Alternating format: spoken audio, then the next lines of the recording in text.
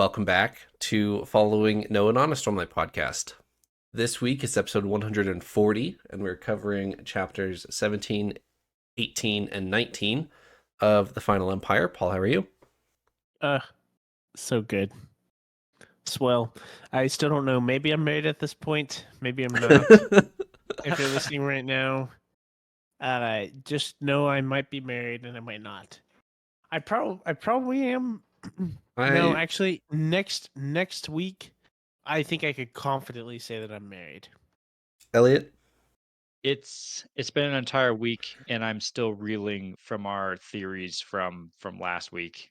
We had some mind bending ones that I'm still very much stuck on and might have blown my mind. Yeah, last week there was a lot of unscripted, unoutlined conversation that some constructive, some not constructive. So we'll see how this week goes. Did you guys have 2 words to summarize the episode? Paul? Yes. My 2 words go together and separate. I have deceiving, deceivers. Okay. And Eliot? And I have bishops and pawns. Okay. Let's talk about Mistborn.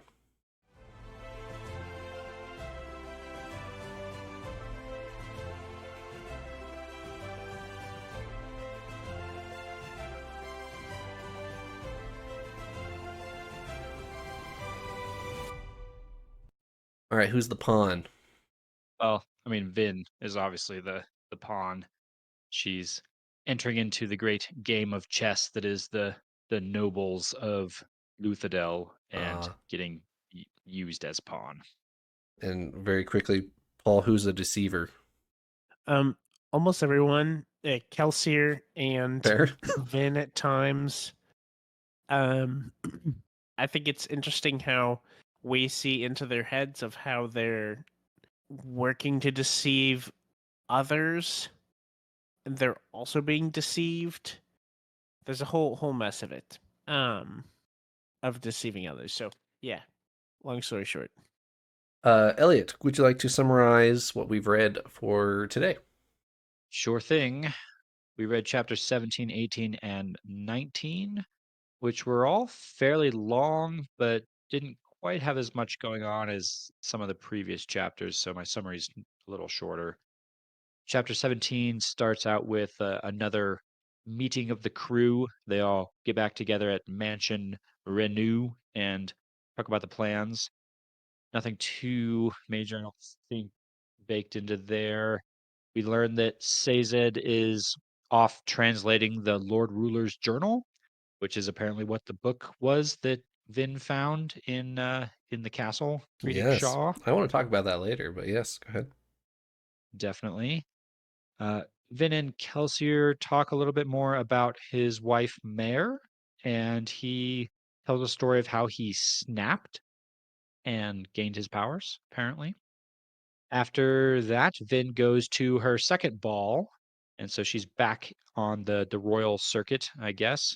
She meets Elend again. He comes and camps out at her table at the ball, and they have a number of interactions. And then Vin does some dancing and ends up meeting Shan Ilariel. Am I naming correctly there? Yes. Who is apparently maybe one of the not pawns in the picture. She seems to be one of the people moving the pawns around. She's apparently also a soother, as we find. Elsier then is wandering through a random street and has a conversation with none other than Hoyd, Yes. apparently. And then immediately turns after that conversation and goes and pretends to be an informant to none other than Lord Straff Venture, and ends up learning some pretty valuable information about himself, or at least his plans and what information is getting out there. Yes. And that was it. And he's told to go gather more information about himself to tell to Yes. Straff Venture. All right. So the chapter 17 opens up with Vin being a little stir crazy in Feliz. She's been recuperating from her incursion into Critic Shaw last week, and she's just fed up with it. She wants to be back in Luthadel, being a Mistborn, being Lady Valette. And the crew shows up, specifically Kelsier and Doxin, and they give updates to Lord Renu and Vin on everything that's happening. And Doxin says, yeah, so Lady Valette has been missing for too long. We really need her to be to make an appearance. And Vin's like, heck yeah, let's go. And the only person that's a little hesitant about that is Kelsier and Sazed, who are not totally convinced that she's recovered, but for all intents and purposes, she has fully recovered and she's back at it. It was easy to forget in these chapters that Vin is still pretty wounded. Like she took a Right. major injury in that battle. She got like impaled on a Yes, pike, she did. basically, in that battle. Something that would have pretty quickly killed someone who wasn't burning a lot of pewter to stay alive. So the fact that she then is going about this ball where she has to do dancing and a bunch of other things and not let anyone notice that she's got bandages and whatnot underneath her dress, and yeah, tricky. It is. It's almost like it's like the superheroes dilemma. They just fight crime and get injured and then have to go to their day job or something. Yeah. Yep. It almost feels like that. Their alter ego mysteriously takes a week off, and you're like, Yes, exactly. interesting. How was vacation? um, but I have to say, you know, we've read Stormlight, and I'm not going to talk about Stormlight too much, but just drawing a comparison on like story concepts, we see some. This is different from like a quote like world building chapter, in my opinion. This isn't a step away from our characters. This isn't anything like that. We're seeing Vin's perspective of this ball. And I really enjoyed it a lot. I really enjoyed this chapter. The reason I'm drawing that as a big comparison, if you are joining us for Mistborn specifically and haven't read Stormlight Archive, one of my critiques was early chapters being more slow and maybe more world buildy, and I didn't fully enjoy it. I could appreciate it, but it wasn't my favorite to read. I was like, okay, let's get to the action, let's get to the fun stuff. But I think it's almost the opposite here. Not fully an opposite. That's a strong way to put it. But I really enjoyed these chapters. I really enjoyed seeing inside her mind in this like real like incognito perspective of she is a Ska who's acting as a noble woman who is with all these other noble women, almost like speaking down on Ska at times, like all sorts of stuff. And it's actually really, really funny to see like the depth she's in. Mm-hmm. Yep. And we even get, which we'll talk about later, we get like almost like warnings to her that no one else are batting an eye at, but like a Ska boy is killed. And she's like, whoa, if people realize that I'm Scott, like that would just be me. Like it's Right. really high stakes, but nobody's even aware that there's stakes in general. They're just like having a nice night out at the ball. Mm-hmm. We're learning all the social rules for this like higher class on Scadrial. We're learning lots of stuff, but it's in my opinion, a really neat narrative way. There's even like, I don't know, hints at this little like romantic interest potentially with Vin and Elend. I don't know that I see it much here with like Elend's side, but Vin seems like I think we talked about this before. Trevor was almost like mildly annoyed that like right out of the gate, Vin is feeling annoyed that she's not getting attention from him or something like that because all the other guys gave her attention. Yeah. Which we don't need to go into now, but we discussed whether or not that's like super accurate to her character at this point. Like, would she actually care? I don't really know that she would. Anyways, all that to say, I think this was really, really satisfying to read and really enjoyable. Just kind of given the like spy elements of it. We learn a lot of cool stuff, but it's in a really cool way. Just as a side note, does the second read have anything to do with that? Did you enjoy running around Critic Shaw over the ball on your first read, or are you just saying that the character development or world building chapters are more enjoyable in Mistborn for you? I fully enjoyed this on the first read. I'm kind of echoing my opinions from my first read. Okay. I think that's been solidified here. It is also like I do think this is probably more satisfying from a rereader's perspective. Well, no. In a rereader way, I would say about the same because I'm like, oh, the action scenes, you know what's going to happen at pinnacle moments, right? But you Right. also know what's going to happen here. So like, any element of like mystery isn't necessarily there, but there's not that much of that. Um, I guess why I like it is it's not so heavy on world building. It's like social uh what's the word? Like suspense.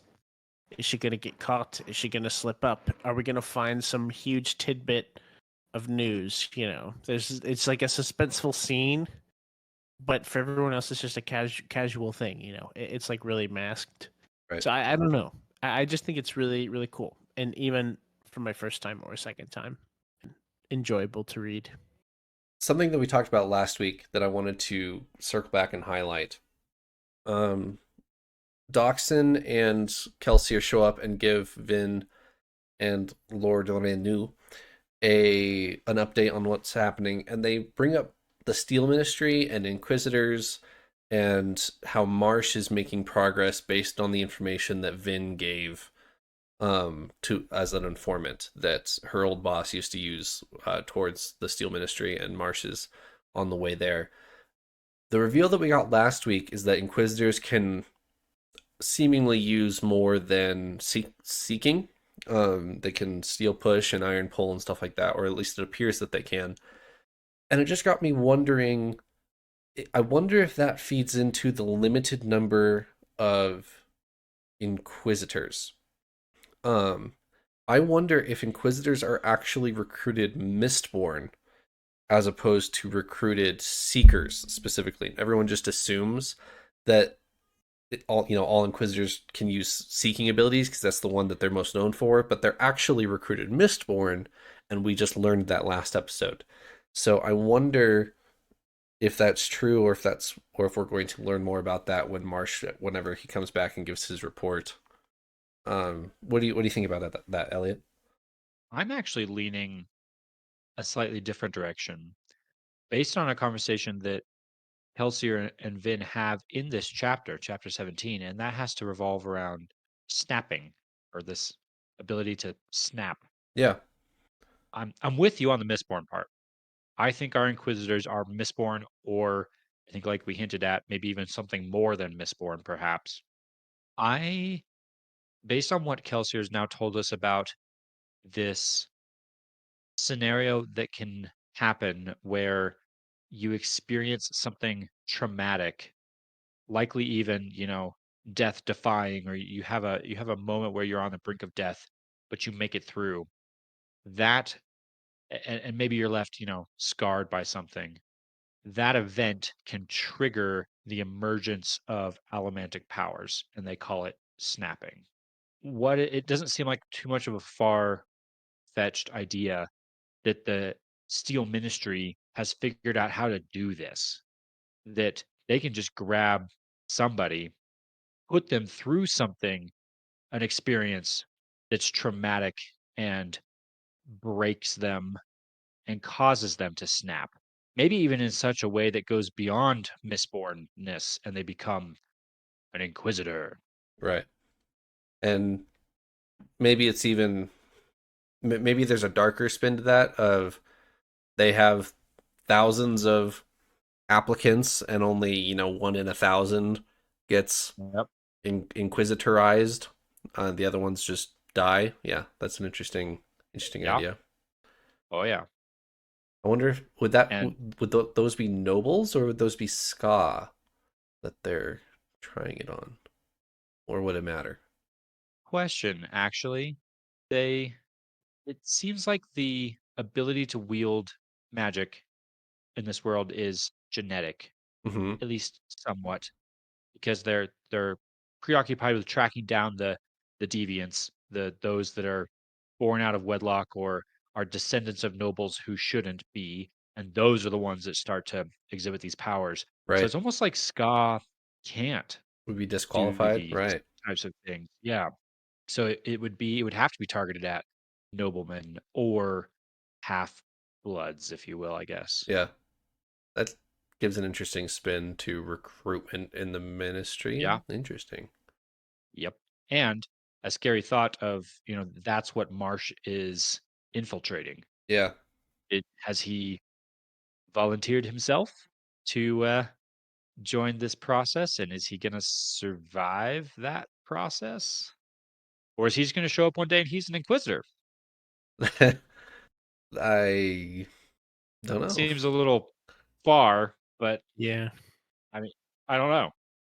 And would he survive that process, or would he just be then an inquisitor? Like, would he still be Marsh? I guess would be the question. Right.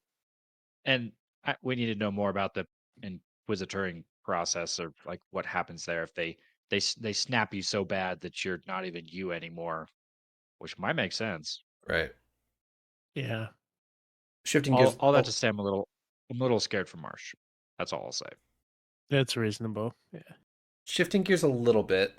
Before we get to ball number 2, Vin and Kelsier have a pretty touching conversation, actually, towards the end of chapter 17.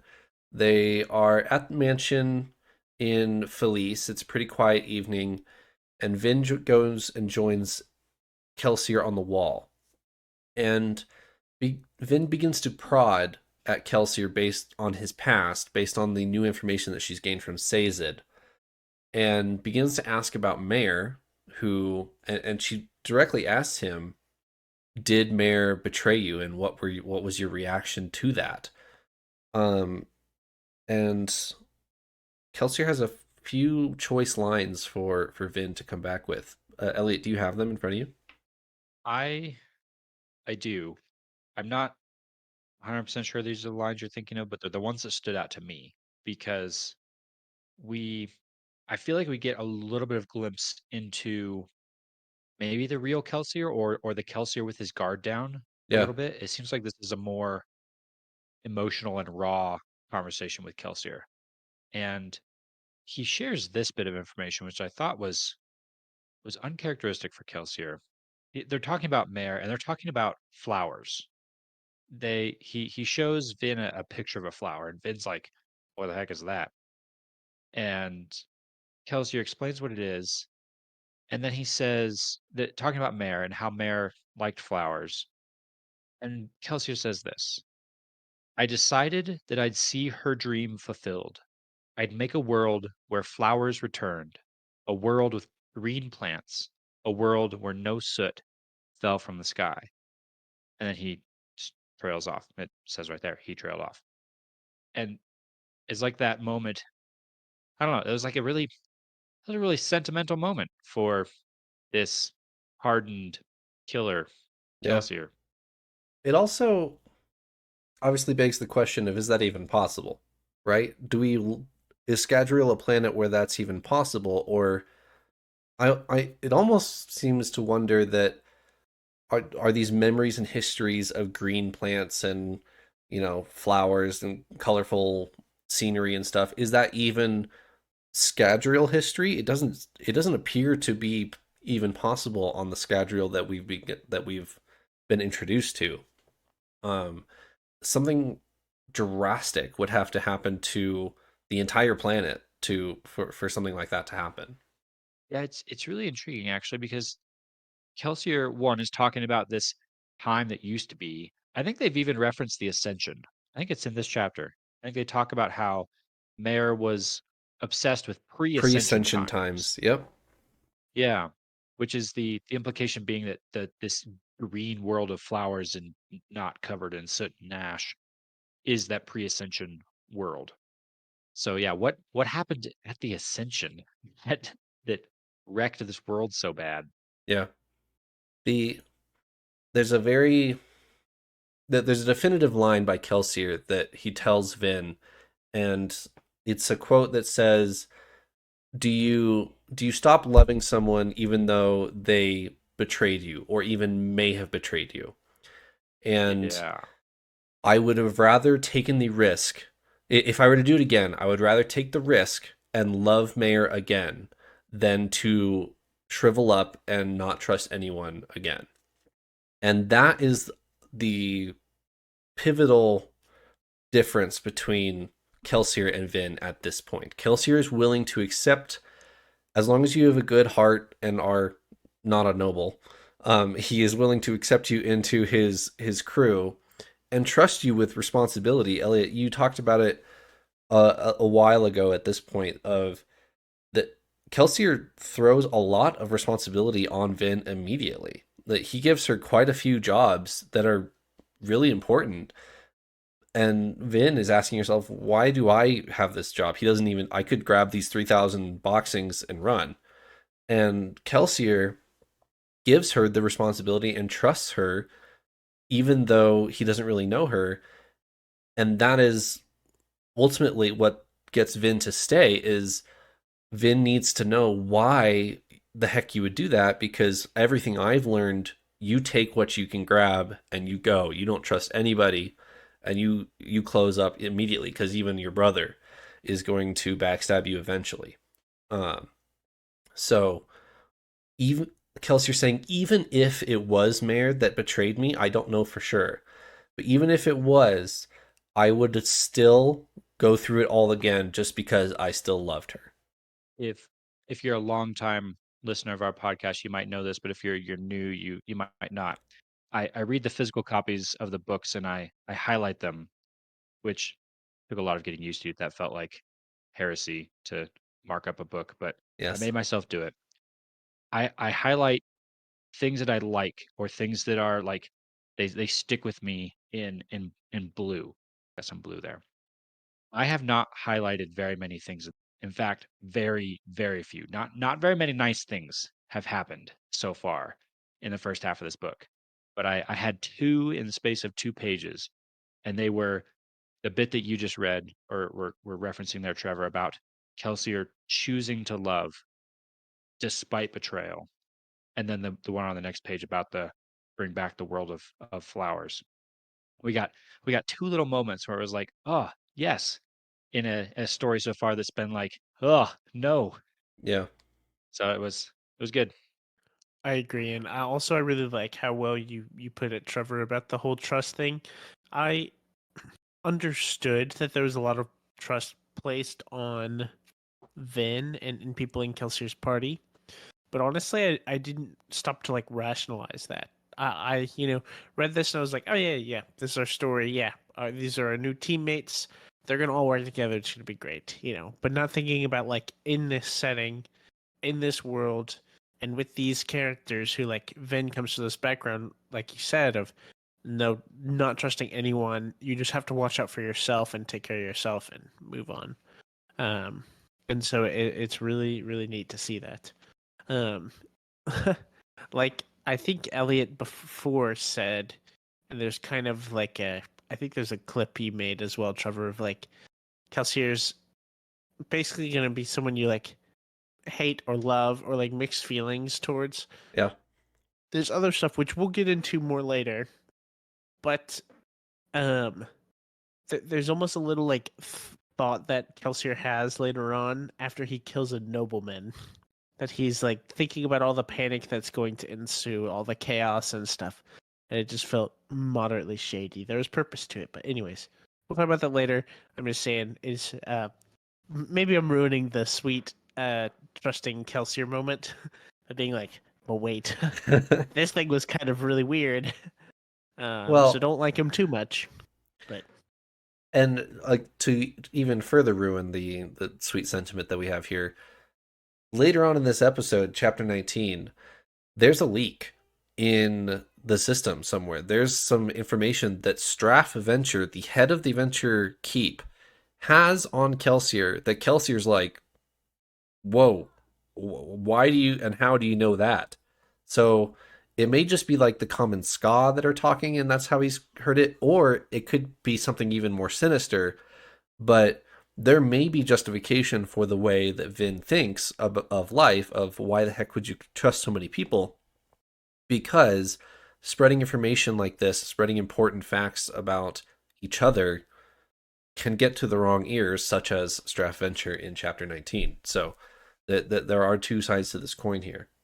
Anything before we get to chapter 18, which is one of my favorite chapters in the book, I think. I'm curious to hear why it's your favorite chapter. It is simply my favorite chapter because Vin walks into the ball all timid, like this is her second ball, and she's then expected to dance, and she really hasn't had much dance practice because she's been sick in bed. Um, and so the last time she was here, she's like, "Yeah, I don't need to. I'm not expected to dance. I'm fine." And then this one's like, "Oh, I'm expected to dance, and I haven't really done it yet." So all of that, she walks in, and Ellen probably sees her in the crowd. He's got a stack of books in his hand, walks over, plops down his stack of books, and just begins to read. And that is maybe his way of flirting. Like, I don't know what he's. I love at least this early version of Ellen that we get because he's so nonchalant and funny and does not care about anything, or at least that's the surface Ellen that he's presenting, is like he does not care what anyone thinks. And it's really, I really enjoy these early Vin and Ellen interactions. So that is why it's one of my favorite chapters in the book. This has also been one of my favorite chapters, but I don't think it's because of that. I think that was one of my least favorite aspects. I'm like, wow, Ellen, you're just kind of a jerk. You kind of don't care about anyone, and I don't really like you. So, I I with. laughed. Oh, sorry. Go Go ahead. ahead, Elliot. I I laughed a little bit at Elland when we learned that he's not reading like novels. I assumed when we met him before that he's reading like, a story. He has like a pile of like textbooks that Yes. he's like researching random stuff is like, okay, you just went from, okay, you're bored and checked out to, wait, are you just the nerd of the group here? Of like, Yes. you just want to sit here and read your textbooks? Oh He's man. viewed as like one of the. I mean, it's because he comes from a very powerful house. But I just picture him sitting down and being like, "Do you guys want to know about the solar system?" Like, like I don't know. You got a problem with history textbooks, Elliot? You wouldn't read one at a party? No, no shot. Um, no, I As a don't I as a don't think I comical would. joke, but not unironically like it. I mean, don't get me wrong. I'm absolutely a nerd that will sit down and read a history textbook, but not at a party. With a date that your parents set you up with, that's not your fiance, by the way, a different date who Yeah, you are ignoring both. seek out the cute girl so that I can sit down next to her and ignore her while I read my history textbook. Yeah. Yeah, Who did you it's got pester game. before I showed up to these balls? Ah, that would insinuate I'm pestering you by doing nothing. I love Ellen. He's so funny. Um, Don't like Elliot, what you're incinerating. Elliot, is Ellen genuinely interested in Vin? Really difficult to tell at this point, just because Paul said it earlier. Everyone is deceiving at this point. Yes. Everyone is actively partaking in the deceiving. And so I fully expect, would not be surprised one bit to learn that this is all a front and that Elland is actually just collecting information on everyone and has some kind of a devious motive on the side. So if that is true, which at this point almost feels likely, then no, I don't think he's genuinely interested in Vin. If I take everything we've seen so far at face value and assume that Ellen does not have some kind of a ulterior motive, then I mean, sure, you got to, I think, seriously like a girl if you're gonna go sit next to her and read your textbook. I guess probably not is a short answer. So I have read this story, but my perspective thus far, and as a first time reader, and honestly, like right now, given the information I have, is I also don't think Ellen is actually interested. I think Ellen may be curious, or I think Ellen recognizes that Vin is different, that maybe something is not quite right, like not quite normal per se. Because he's like a veteran of these balls, right? Right. He's like he's been around the block. He knows everyone. He probably doesn't care about whatever the like drama is between people. Um, and so I feel like it's almost like a kind of a breath of fresh air for him, maybe. So there's interest in that capacity, I guess. Yeah. I also fully agree with Eliot of it's like there's no telling since Vin is different. He could just be here to try and gather information, just to like learn whatever the heck whatever the heck secrets she has. I don't even really sense an ulterior motive. You know, we get this sense that he's like kind of too good, or these balls aren't really like his interest or worth his time, or all sorts of things like that. Um, so yeah, I don't see there being much of an interest at this point. I can see how it's like set up to be that way because it's like almost like a meet cute. I don't know. It's like a yeah. They're just kind of both the oddballs almost at this wedding, which Vin is fitting in very well. She's doing a great job of that. She's not sticking out like a sore thumb, but you know, we as the reader are viewing them as the odd ones out at this ball. Yeah. So there's two facts that I will bring up here. First, I do think Elend is as bored and disinterested as he is putting on. I don't think that is a display. I think he's completely over this whole ball thing. Does not care who his parents want to set him up with. He doesn't care at all. He's going to read his textbooks whether he is at home or in the ball room. Two, I do think at this point, Elend is genuinely interested in Vin, but not because of anything that Elend or Vin has said. It's actually a conversation between Hoyd and Kelsier that I think that there is genuine interest on Elend's part, because Hoyd and Kelsier have a talk in chapter 19, and Hoyd is supposed to be.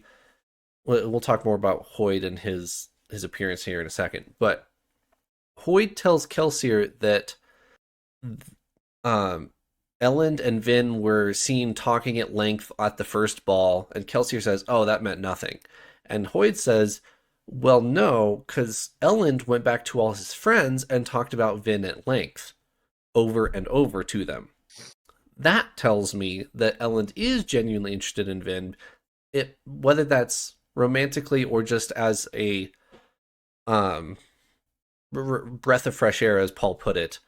It remains to be seen, but I do think that Elend is completely over this whole facade that goes on at all these balls. Sees Vin, new person. I'm gonna go talk to her, and then second ball she shows up to. I'm deliberately going to go talk to her because she is so different and offers such a new type of conversation that I don't get all the time. Yeah, I follow. That makes sense. Who does she talk to at the ball that's not Elend? This There's is the other boy who comes up and asks her to dance, right? There is I the other can't remember boy. his Yep. name. I don't remember his name either. I honestly thought that's where you may have been going whenever you said this is one of your favorite chapters, in a humorous way. Of it's like she hasn't practiced dancing, and she's like stressed about that. She's nervous about that. She has to dance with these guys, and then he comes up and asks her to dance, and then she to herself is like, "Wow, he's really bad at this. Like, wow, Yeah. he that like why doesn't he just do this more naturally? Like she's not the weak link, you know, and that is pretty funny. Um, and that is minorly a catalyst to like more discussion with Elend and other things, but overall that isn't super major. The more major conversation, I guess, is with however you say her name. I don't remember the name. Ellen's current former fiance. He doesn't even know. Uh, He doesn't Ellen, even know her name. no, Ellen doesn't know if he's engaged to her still or not. He's like, Oh, that's right. we've been engaged for a year, but I haven't really talked to her in like 6 months, so I don't know what's happening. Nice. What was her name, Elliot? Her name is Jan Ilariel El- or something Yeah, the similar to that. Michael Kramer says it Alariel. Valerial. Channel Ariel, I think is the name. And she's a interesting character. She she's very haughty and because there's that a bit later on where she summons Vin to appear at her table and says things like I'm I'm going to give you the privilege of being used by me Yes. and things like Mm-hmm. that immediately, make you think, okay, not a person that I would want to be friends with. Yeah, we definitely get the impression right out of the gate that she's just like the really, really stuck up character that nobody actually likes. You know, Yep. um, But potentially powerful in more than just the social aspect as well, as apparently Vin notices during our conversation that she's using allomancy on her, Yes. specifically the soothing, the pushing of emotions, I think. My cheat sheet. Yes. I think you're right. Yeah, yeah. I And keep going. it made me think that Vin's in a slightly tough situation here, actually, because in a way, she almost doesn't want to just immediately turn on her copper and become immune to it. Because if this Shan person realizes that Vin is immune to Yeah. her soothing, Yeah. that's a red flag. So Vin needs to not let herself get controlled by Shan, but also not block the power either. So she needs to almost let it affect her in some ways, but not let it influence or completely take control of her. Yeah, I was going to say it begs the question, if you are a soother and you're strictly a soother, do you know if your soothing is being deflected by copper or not? Do you, are you aware of the effective, like if your soothing is having effect, does it connect? Have we been told that? Don't think so. We had a we had a bit of a lesson on soothing and rioting from Breeze, from that Hmm. scene in the pub basically where they're recruiting. But I don't know that maybe he did. I don't recall him specifically mentioning whether he could, feel the results immediately, whether he's Right. getting instant feedback or if it's just he sends out the brain waves and he just knows from experience how to fine tune it. Right. So I don't know. Because, yeah, you bring up a good point. Vin's immediate reaction to that would be, oh, I need to burn copper so that she can't soothe my emotions.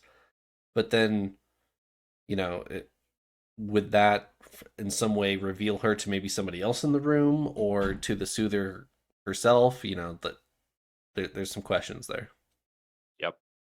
But she seems to handle it fairly well, and Vin seems to handle it fairly well and play her role of the submissive and kind of overwhelmed newbie at the ball while also collecting as much information as she can. Seemed like the whole ball was a pretty smashing success from that point of view.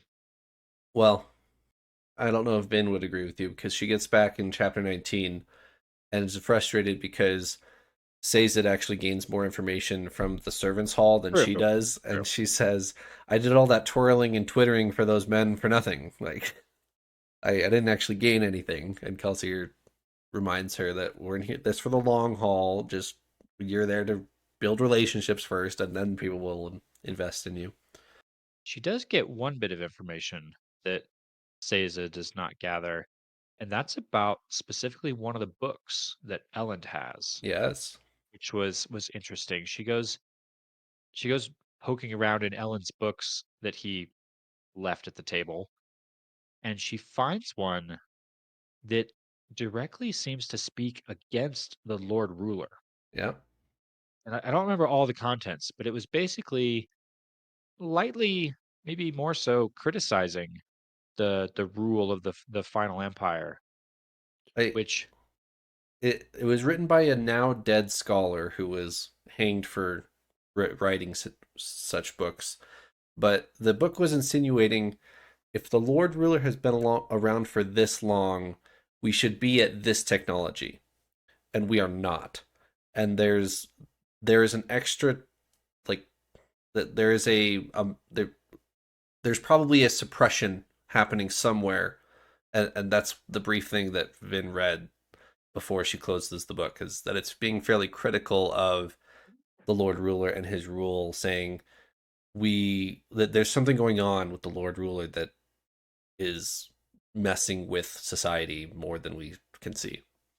Yeah, I that was what I remembered, Trevor. I thought it also said that it was like if he is immortal, or since he should be immortal, that like there should be much more like peace, or like the there shouldn't be so much division like this if he is really immortal and all this stuff. And so it's really just like, I guess, attacking the Lord Ruler's character, if you will, which could play into a lot of the I feel like he's a very sketchy character regardless, just being like, yeah, we have this ruler who's the Lord Ruler who is all powerful, all knowing, Like, yeah, right, okay, sure he is, So, and I didn't think about this at all my first read through, but this read through I was like, okay, why is Ellen reading this here Yeah, out in public? Right? Like that's what Kelsier this asks in the this next chapter this too. forbidden book, this like banned, forbidden, people, someone died for writing it book,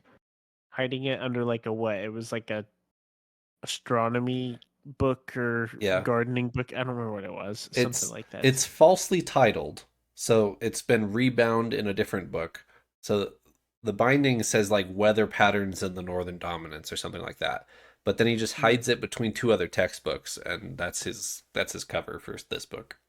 Seemed interesting to me to learn that not all the nobles are singularly aligned with the Lord Ruler, perhaps, that Yeah, apparently there's at least some sentiment against it. Maybe not an active faction, but at least somebody wrote down some of these thoughts and Ellen got a hold of it and is reading it. So there's at least some of those subversive ideas floating around.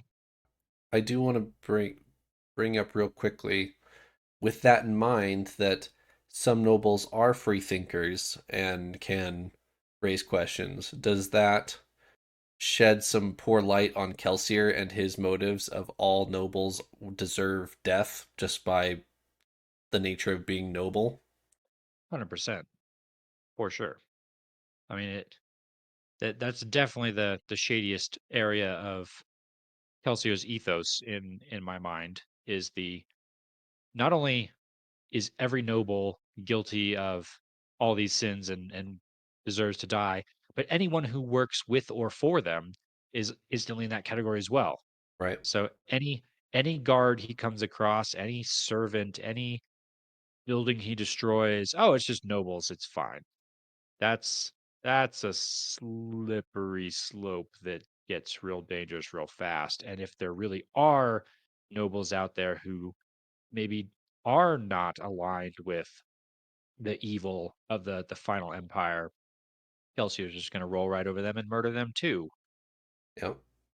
There was a a brief mention in that little excerpt that Vin reads that caught my eye, mainly because it touched on some things that we read about last week, which was metal mines. We got this new idea or phrase associated with Sazed.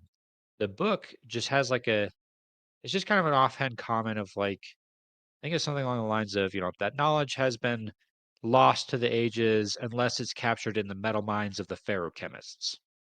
And I highlighted that little phrase right there. It doesn't really tell me much, but it Bing. gives me yes, it gives me some names to look for. It gives me a little bit of context. Metal mines of the ferrochemists. And I I don't want to jump to any kind of theories or conclusions just yet. We've seen metal mines associated with Sazed. We've now seen metal mines associated with ferrochemists, whatever that is. I don't want to immediately jump to conclusion and say that Sazed is a ferrochemist. I have no idea even what a ferrochemist might be, Right. other than I know that ferru is a prefix associated with iron. It's like Hmm. gonna assume Isn't Latin isn't root ferrum there. Latin for iron? Because Yeah, that's that's why iron is Fe on the periodic table. I never knew exactly. that. And so it's another, allomancy and chemistry.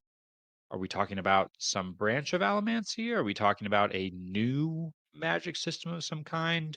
Sazed was quick to point out that he's not an allomancer. Is he a feruchemist? Is that a different classification? Or I don't know. I These are the thoughts popping up, but it's it's three words associated together in a sentence. So I'm noting it down, and we'll see if we can find any more feruchemist references in the future. And then Vin gets a jarring sight exiting the ball. She assumes that she can take her guard down. The night is over. She's leaving the ball. She stays rather late, actually. And actually, before I get to that, maybe one of the most important pieces that of information that she picks up that Sazed does not, they talk about this more in chapter 19, is who Elend exits the ball with. There are some friends of Elend that he exits the ball with, and Sazed sees them as well and says to himself, they are political enemies. Why are they exiting and like laughing together like they're one of the boys? Like why? Well, what's going on there? And so that is maybe what the most relevant piece of information that they relay to Kelsier after he comes back from his little scouting mission that he does in chapter 19. But before we get there, Vin walks out of the ball, burns tin, well, copper first and then tin, and sees a murder that nobody else seems to see, or a slaughter. I don't know if murder is the correct term, but that sees a slaughtering of a ska boy that nobody else seems to see or care about, if even if they did see. Um, a soldier just kills one of the ska in cold blood, which is a nice reminder of where the Final Empire's morals are. This was a helpful reminder from the author. It'd be it'd be easy at this point, having been to a couple balls and meeting Elend, who's fairly charming in his own right, likable, at least at this point, to maybe forget the oppressive society that we're talking about. And Right. so for Vin to walk out of this fairly pleasant experience and then see this very jarring episode of the execution of this boy because he's begging on the street corner was a stark reminder of what we're dealing with. Yeah. Anything else from 18? All right. We got a name drop, gentlemen. Who is it? Some new guy. His name And is Hoyd. I will say Seems this. like a minor character. I will say this up front here. If the Stormlight spoiler screen might be now, we'll try our best and do an actual Stormlight spoiler screen. But Hoyd is a returning character if you don't know, and he shows up in Stormlight, and I will just say that. So Yeah. if you're just reading Mistborn, you're not going to know who this is, and as you probably should, because this is publication order that you're reading. Mhm. But Hoyd is in Stormlight, and so we got excited reading this name. Yeah, if you don't know who Hoyd is, or you're like, what the heck is going on? Why are these people making a big deal about this little minor character who scurries off? You can either watch our other videos about it, or probably just keep reading and don't worry about it at all. Yeah. So this was where my whole deceiving deceivers thing came into play big time. Like, this is what I had in mind: is Kelsier meets with Hoyd, and it's really funny to hear Kelsier like talking down to Hoyd because we know who Hoyd is, Right. and he's like, "Oh, this idiot Ska," like in his head, like this idiot's like he thinks I don't know this stuff, or I don't know, stuff like that. But we see that uh, Hoyd's information that he gives to Kelsier doesn't seem that incredibly helpful to Kelsier. He doesn't. He gets some info that he wants, but not a ton. But then what we see is the way he has now like conditioned Kelsier to come across very like earnestly as a I forgot the term for this guy. What? People who have informants or whatever. Informants? Yeah. Um, as he then goes to basically play that role for Straff Venture, he uses those like same tricks, which he like the same like little tidbits that he learned from Hoyd to like convince Straff Venture. So, salute to Hoyd there, being helpful intentionally or unintentionally. But yeah. Anyways, I'm curious to know what your thoughts are on this, Eliot, as well. So Yes. I'm just handing the mic over. I'm gonna save most of my thoughts for the end because they are very Stormlight spoilery. So I'll stay away from that a little bit here and just say I've been on the lookout for Hoyd because we know he's a recurring character. I was very excited to see the name cross my page. There are definitely some things I'm a little surprised about. See discussion at the end of this episode. Second part of the disguise chapter, Straff Venture. Hoyd does one of those classic movie dump duck into the alley, switch all your cosmetics, come back out of the alley, and you look completely different. This is a watch any Pirates of the Caribbean movie, and you'll see this at least twice. Um, and he goes and talks to Ellen's father or uncle, one of the two. I don't remember which one. I think it's his father.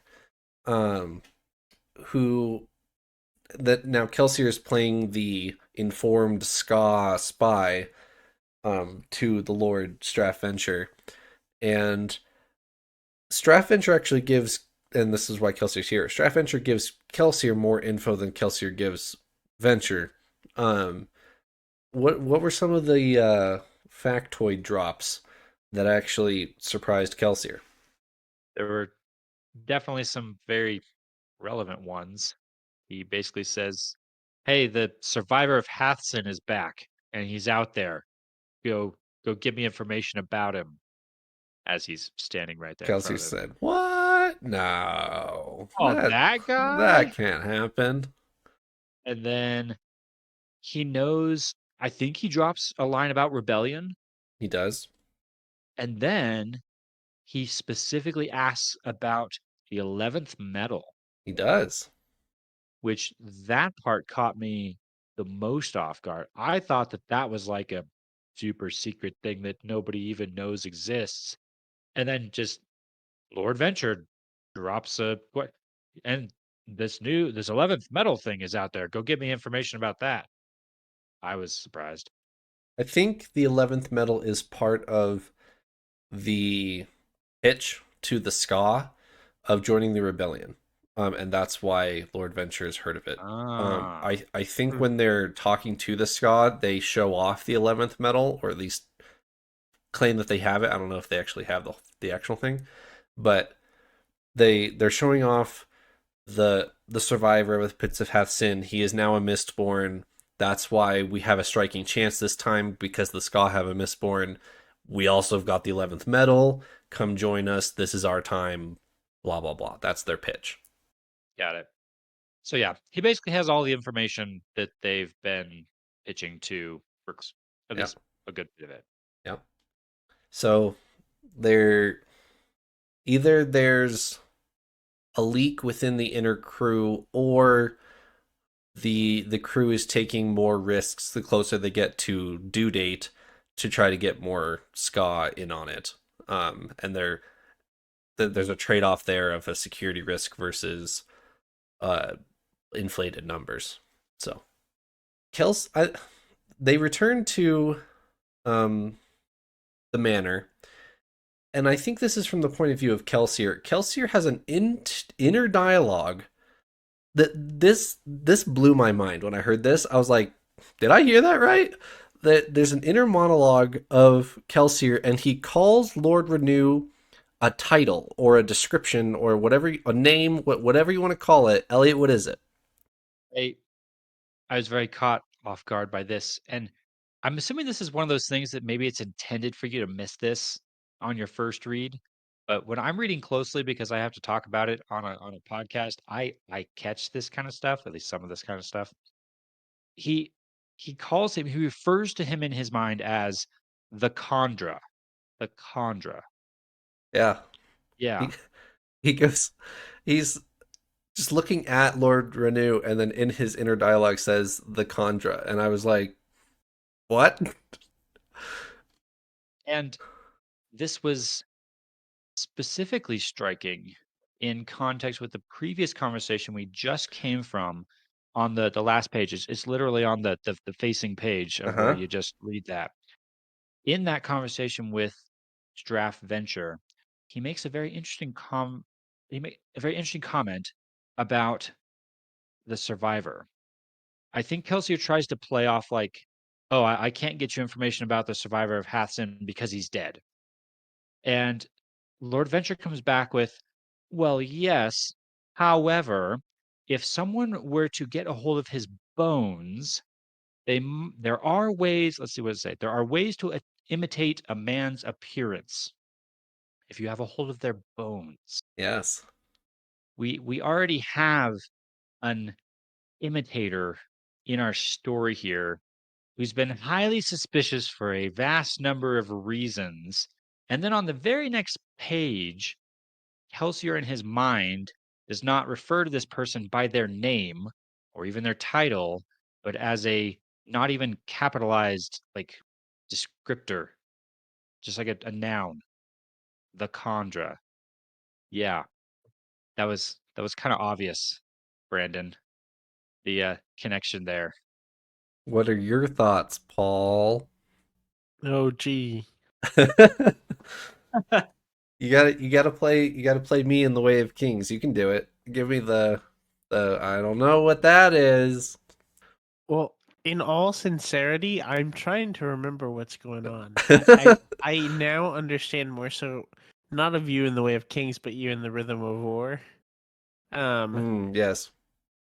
Of yeah, I understand what's being shown to me here, but I don't remember anything with this specifically. I obviously I remember a lot of things that I have had to not mention thus far. Um, but this is not one of them. I'll be honest. I'm like Elliot is pointing stuff out, and I'm like, oh, that's crazy. I don't even know. Whoa, I, I really?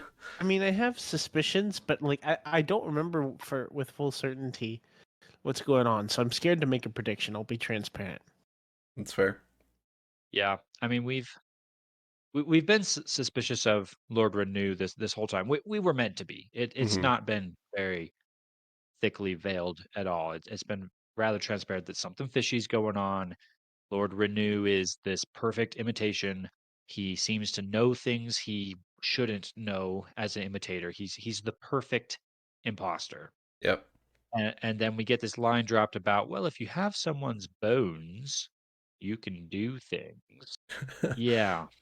I guess questions immediately come into my mind are, again, I'm here to dissect magic systems. So where in my spreadsheet does this fall? Where do I need to start categorizing this clearly magical ability in amongst the rest of our magical abilities? We've got our 8 basic metals and additional metals of allomancy. We've got apparently Feru chemistry, which all we have is a name for that. And now we have reanimating dead bodies with their memories intact and My- emotions and relationships and seemingly a perfect reanimation. That wow, okay. So my brain immediately went to mist wraiths. We've seen a mist wraith before, Yeah. and it's very obviously described to us as imperfect imitation of said thing that mist wraith finds. But Kelsey had mentioned something about a mist wraith like eating a horse and then looking like a horse, kind of, and then eating a cow and then looking like a horse cow, and then like that type of thing. That's where my brain went. Um, but I don't think anyone would ever mistake a mist wraith for a person. Like even if they ate that person, I don't think anyone would ever say that mist wraith is that person. And unless they are related somehow, I'm thinking of this purely in a magical sense. I'm trying to figure out what magical ability is enabling this. as But a but maybe you're as opposed to a mist wraith, which is not magical. well, No, that's normal, Trevor. Come Yeah. on. that almost That seems that is more. different though. That's like a thing. That's not like a magic system or like a power. Unless there is something associated or controlling or like something like we're talking about like allomancy and whatever ferrochemy may be, or like these things like that. Hmm. The mistwraiths are like blobs that roll around. Right. It Not the magical at all. the, the Mistwraith seems more biological Right. as opposed to magical. I'm not saying that they can't be magical. They absolutely could be. We've only seen them once. But it seems like there's a biological explanation for what's happening with the Mistwraith. Maybe I could feed on your thoughts and say maybe there's more than just magic going on here, and maybe something similar to the Mistwraith is also going on here. Of there's some kind of entity which has some of the biological traits of a Mistwraith that can do this, and maybe Kelsier's come in and added magic to get the final product that is apparently called a Chondra. Anything else before I talk about one other thing before our Stormlight spoiler? That's all I got. Okay. Epigraphs. Have we been paying attention to the epigraphs? Of course not. Kind of. It seems likely, possible, maybe that they are excerpts of this journal that we just found. Yes, that's why I That wanted to bring them up. As far as I'm concerned, we just found our epigraphs in this episode. They seem it seems to be plausible that it is the excerpts that Sazed is interpreting. Yeah, yep, I'd buy that. Which I think I was already suspicious. I think it was fairly straightforward that it was from the perspective of the Lord Ruler, Hmm. and it talks about like the ascension and maybe even the deepening or whatever other Talks elements about I the think have been deepness. It referenced. talks about the hero of ages, capitalized. It talks Yeah, about the ascension. Yeah, there's all sorts of cool terms in there. yeah, yep. So mystery solved. Okay. Stormlight stuff. I should have like a sound alert for our Stormlight spoiler thing. Do do do do. Okay. Um, Hoyd doesn't look like Hoyd. I'll start Wait, does there. not. This is very different from our other Horde appearances in Rhyme and Reason. I feel like normally he's playing a very cantankerous character. This time he's very like subservient. Like he's like influencing Kelsier without Kelsier knowing at all. He's not being cantankerous. He's like trying to pull back, trying to seem helpful, trying to provide something. Just a very different He, approach. he's sliding under Kelsey's radar extreme. Like this Yes. is not Hoyd talking to Kaladin first time. Hoyd talking to Kaladin introduces himself as like the mystic storyteller guy who's going to play you a story and lightweave for you. Like he's not really hiding in front of Kaladin. Kelsier does not think twice about this guy and moves on to Strathventure. I thought about another possibility here. The first reaction based on our Stormlight experience was, oh, this is Hoyd undercover. He's got a guise on. He's tricking Kelsier. But then I actually wondered, or I should say I, don't know what timeline we're on. Right. I don't know where in the history this is relative to the Hoyd I've seen on Roshar. I wonder, a possible explanation that's popped into my brain is, what if this is a long time before that, and this really is Hoyd? This really is who he is in this moment. And maybe he hasn't fully like discovered his purpose or his role. He isn't the storyteller, wise sage, kind of sassy guy that we know from our story. Right. Maybe he becomes that later. Right. Maybe he really is just a street informant on Scadrial, and there's nothing more than that. I think we know there is more than that because he turned down the chance to be a shard or whatever it is. Massive spoilers for random bits of info we've collected from Yeah. various Yes. places. Uh-huh. But the maybe this is Hoyd in hiding, or this is Hoyd wanting to live this life as a peasant informant, and later on he's like, fine, I'll contribute to this whole Cosmere thing, and then becomes the Gandalf figure. It's a terrible Wow. comparison, And but I was yes. about to say, I don't know if I would consider him a Gandalf figure, but Okay. So also hold on. he's way too cantankerous. We need to for pause on the this. Gandalf figure point. I'm Mhm. going to minorly spoil something for you in Mistborn. Tolkien shows up in Mistborn. Brandon Nice. Sanderson writes Tolkien as a character in Mistborn. Let's see if you can find him. Wow. I didn't actually know that. Oh, okay. Keep an eye out. I will. Anyway, And when I compare Hoyd to Gandalf as well, I do it somewhat crassly. They're very different Hmm. characters, but but but they fill a similar requirement in the fantasy genre of like the wise old man.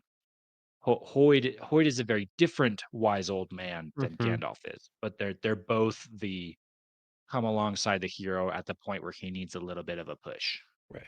That is very true. Um, and I actually really like your theory or point, Elliot, of like, what if this is Hoyd before this?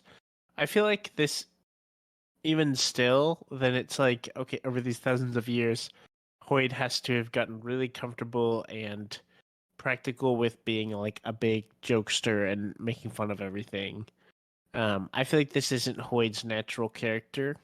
I'm taking the whole like joking, storytelling, mischievous nature to be Hoyd's natural like character traits. I could be way off, but that's a common thing that we see throughout multiple storylines. Taking that to be a normal thing, and this is kind of the unusual one. Like he is serving a purpose here in a really nonchalant way that he has to do for Kelsier to. I don't know. Like I feel like if he tried to show up and was like, "All right, Kelsier, let me tell you a story about," I don't know, This is the story of the this. Yes, Wandersale. Yes. yes, exactly. Like I feel like Kelsier would. I mean, Walk Kaladin was away. like, this sucks. I don't want this. Go away. But like Kelsier like really would be like, sorry, I don't have time for this or Right. something. And so like I feel like he had to do it in a way and where Kelsier like would instinctively pick up these tidbits that are helpful, like really minor like tidbits of just like deception, like layers of deception as an informant, rather than trying to like give him a story with a moral. Right. So And I think Hoyt is filling an intentional role here, and it's honestly pretty clever. so obviously there's the meta answer of timeline of Brandon Sanderson writing, where this is likely at a time where Brandon Sanderson doesn't know who Hoyt is specifically. Like, I would be willing to bet that maybe there's a timeline for Hoyt, and because this is Hoyt appearance number 2, he appears first in Elantris, and this is Hoyt appearance number 2. There may be implications there for something grander, but I'm not even sure if like even the appearance is who Brandon Sanderson is set for Hoyt to look like, because previously it's been consistent through Warbreaker and Emperor's Soul and Roshar. We get at least 2 of the 3 descriptors of tall, white/black hair, hawkish face. Those are the 3 like, oh, is this Hoyt? Does he have those 3? Okay, maybe. Right? And this Hoyt has none of those 3.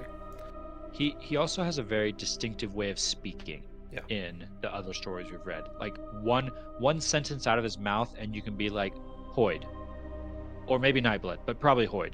And the this Hoyd doesn't speak like that at all. Right. Yeah. But I am kind of liking the thought of maybe this is a little bit more the meta thinking aside. What if this is Hoyd without his breath scarf? What if he left his breaths on Yeah. Warbreaker Nalthis and he got stranded on Scadrial without a bunch of breaths or something? Like what if he's in less control than we think? Or in some ways maybe more control than we think. And back to our discussion at the end of last episode, it's some kind of soul stamp Right. type thing where Right. he's taken on this persona, and this is who he is right now, but it's also it's an assumed, more than just an alias, more than just its undercover Hoyd. He's taken on this person. He is like this here on Scadrial for some reason. Yeah. Yeah, I'm with you. Anything else for 140, gentlemen? I will say I was expecting a little bit more from our Hoyd encounter. I'm kind of assuming this is going to be it. Maybe he'll show up again, but I realize that's my distorted perspective of coming from Stormlight first. So I'm sure everyone else is going to scoff at me a little bit that I'm disappointed in this Hoyd appearance, but I'm a little disappointed. I am also disappointed in this Hoyd appearance. It's not just you. But yes, you do have to take into the grain of salt, and I'm glad you acknowledged that this is not 2023 Hoyd. This is 2007 Hoyd. Right. Yeah. Yep. Which makes total sense. Yeah. All right. Let's reconvene next week. Thanks for joining me, Paul and Eliot. Bye now. Farewell.